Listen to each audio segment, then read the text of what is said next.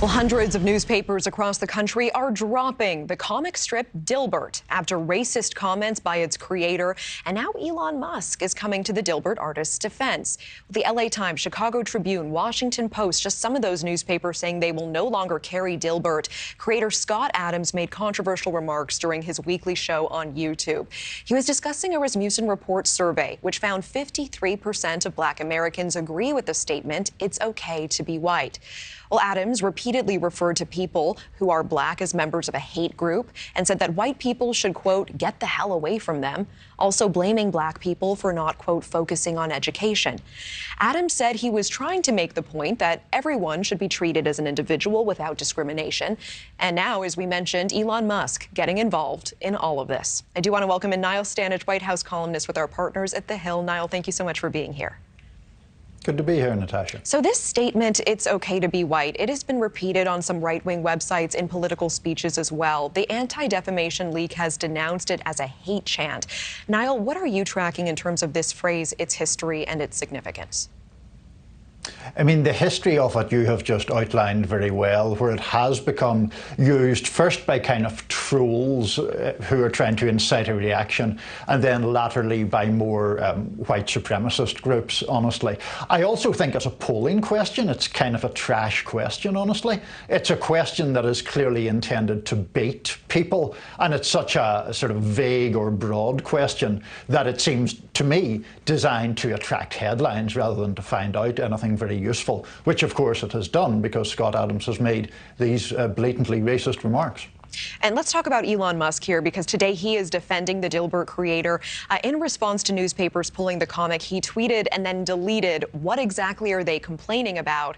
And then he also tweeted this, saying that the media is racist against whites and Asians. Niall, what are you tracking in terms of this? This just happening today.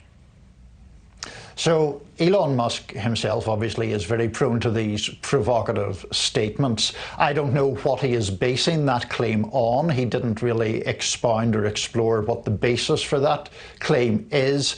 He clearly enjoys tweaking the media, tweaking liberals. He enjoys inciting outrage.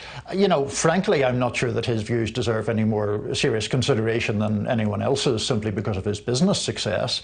But if we want to talk about his business record, it does include a case in 2021 where Tesla was ordered to pay more than $100 million in a claim taken by a former employee who alleged a hostile work environment and that they had been exposed to racial harassment. I appreciate that background. Let's go back to artist Scott Adams. He is a vocal supporter of former President Donald Trump. Does this latest incident, all of the headlines about Adams' remarks, affect or reflect on the new Trump campaign in any way? Oh, no, I don't think so. I mean, I think it is important to draw a distinction.